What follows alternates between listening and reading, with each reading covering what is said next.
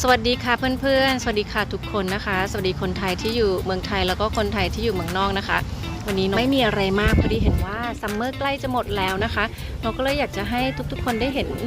ชีวิตในต่างแดนนะคะว่าช่วงซัมเมอร์ช่วงเวลามีแดดเนี่ยพวกเราทำอะไรนะคะคนที่นี่ทำอะไรกันนะคะช่วงซัมเมอร์ก็จะเป็นช่วงที่ทุกคนตั้งตารอนะคะแล้วก็ตื่นเต้นมากๆนะคะในยามที่มีแดดเนี่ยทุกคนก็จะมาบาร์บีคิวนอกบ้านคนที่มีสวนเป็นของตัวเองนะคะส่วนตัวเนี่ยเขาก็จะมีเตาบาร์บีคิวนะคะอยู่หลังบ้านอะไรแบบนี้นะคะแต่ว่าอันนี้เป็นบาร์บีคิวสำเร็จรูปนะคะซึ่งเป็นที่นิยมกันมากนะคะถ้าเรามาบาร์บีคิวกันเยอะหลายคนเราก็จะมีไซส์ใหญ่ด้วยนะคะไซส์นี้เป็นไซส์เล็กค่ะสำหรับ3คนนะคะก็เราไม่ใช้เยอะก็เลยวันนี้ครอบครัวกันเอง3คนก็เลยใช้อันเล็กนะคะ Instant Barbecue นะคะแล้วเราก็ได้ไส้กรอกมานะคะเพราะนกคิดว่าสำหรับนกนะคะเบอร์เกอร์ด้วยไส้กรอกด้วยมันก็จะแน่นเกินไปนะคะก็เลยเบอร์เกอร์สำหรับคุณผู้ชายทั้งหลายนะคะแล้วนกก็จะทานแค่ไส้กรอกเท่านั้นนะคะอันนี้ก็จะเป็นบันนะคะที่ไว้ใช้ใส่เบอร์เกอร์แล้วก็ไส้กรอกนะคะลืมซอสNo กลับบ้านไป No that was the thing that was oh how can you have a barbecue with no sauce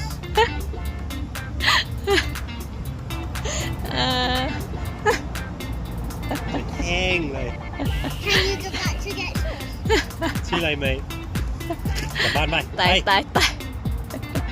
นกลืมซอสนะคะ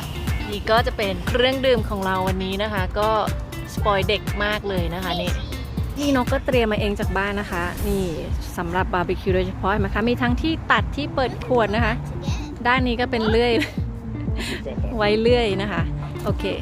เดี๋ยวจะเริ่มเลยนะคะทำให้ดูอันนี้เราก็ไปหาหินมานะคะเพื่อที่จะมาวางตัวเตานี้นะคะเพราะว่าเดี๋ยวไม่งั้นมันจะทำให้หญ้าตายได้นะคะ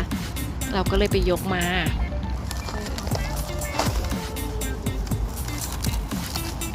นี่นะคะเตาเล็กนี้ก็จะราคา2 ปอนด์ 50นะคะ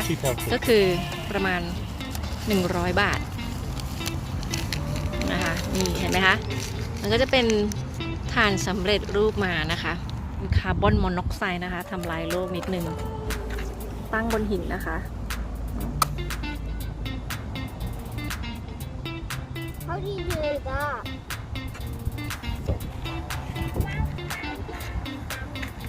วันนี้ลมแรงด้วยค่ะนี่ค่ะมันก็จะเห็นไหมคะมันจะมีกระดาษให้แผ่นหนึ่งเนาะ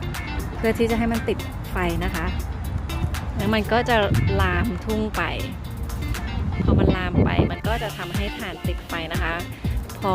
รอถ่านแดงแล้วเนี่ยเราก็สามารถที่จะปิ้งย่างได้พอใช้เสร็จก็ทิ้งได้เลยแล้วเวลาที่เราจุดนี้นะคะมันจะมีกลิ่นนะคะหอมคละคลุ้งไปทั่วเลยนะคะคนที่อยู่แถวนี้พอได้กลิ่นก็จะแบบโอ้อยากกินบาร์บีคิวเหลือเกินมันมาทางนี้มันมาทางที่เรานั่งด้วยนะคะเนี่ย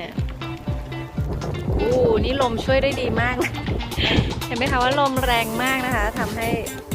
ติดดีมากๆเลยแล้วนกก็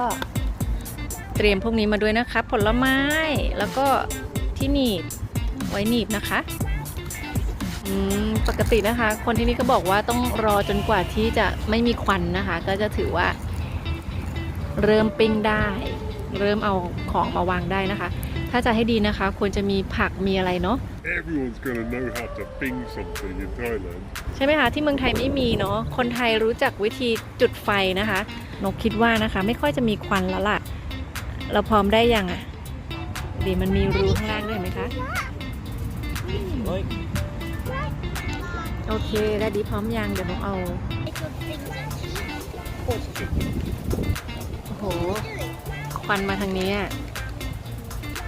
ควันลงกล้องเลยนะคะช่วงเวลารอนะคะขอดื่ม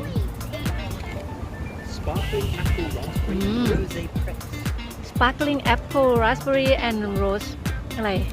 and rose what Rose Press Yes. นะคะแล้วเราก็มี นี่เป็นขนมกินเล่น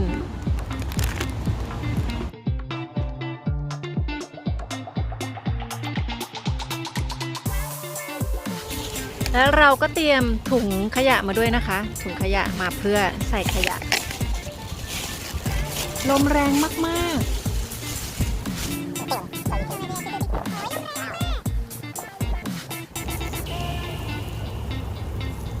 ไม่ค่ะว่าตะหลิวนี้นะคะ ใช้ได้สารพัดระวังนิ้วดัดดี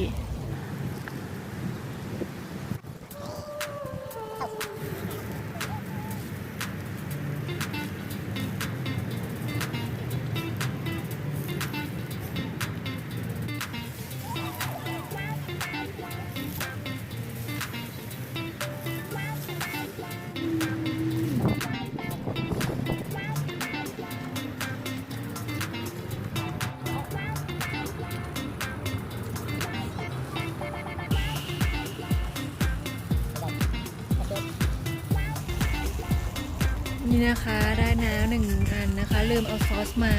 ก็เลยต้องกินแบบนี้แหละ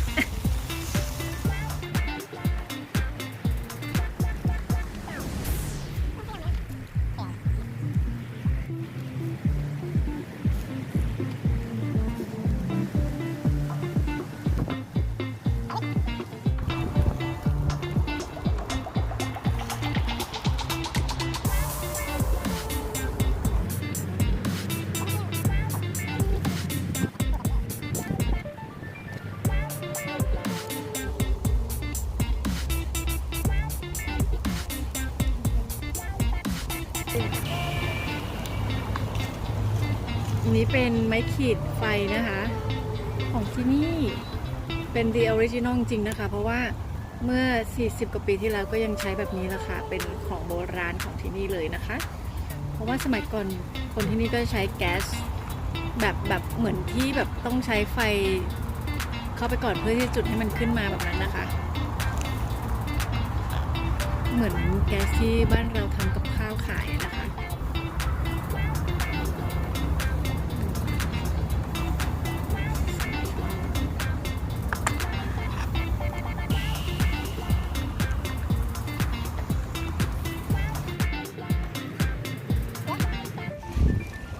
นี่เราก็ทานเสร็จแล้วนะคะ ก็วิธีเก็บทิ้งนะคะ ก็ต้องทำให้มันเย็นก่อนนะคะ ให้มันดับด้วยการเทน้ำลงไป ค่อยๆเทนะคะ มันจะมีเขม่าวควันออกมาแต่ดีเลอะหมาแล้วก็รองเท้าอะว้าsmelly เหม็นมากเลยนะคะเนี่ยต้องมั่นใจว่ามันดับนะคะ เพราะว่าอันนี้มันสามารถที่จะทิ้งที่ถังขยะได้เลย เราก็รอให้มันดับแค่นี้เองค่ะอันนี้เราก็เสร็จไปแล้ว1 มื้อนะคะ นี่เป็นบาร์บีคิวแบบง่ายๆของเรา ก็ได้มานั่งข้างนอกนะคะปาร์ตี้ปิกนิกอะไรก็ว่ากันไปนะคะ มีหลายคนก็จะสนุกหน่อยเนาะแต่วันนี้เพื่อคลิปนี้เลยค่ะ หวังว่าทุกคนจะชอบนะคะ วันนี้ก็ลากันไปก่อนเพียงเท่านี้พบกันคลิปหน้าค่ะ สวัสดีค่ะ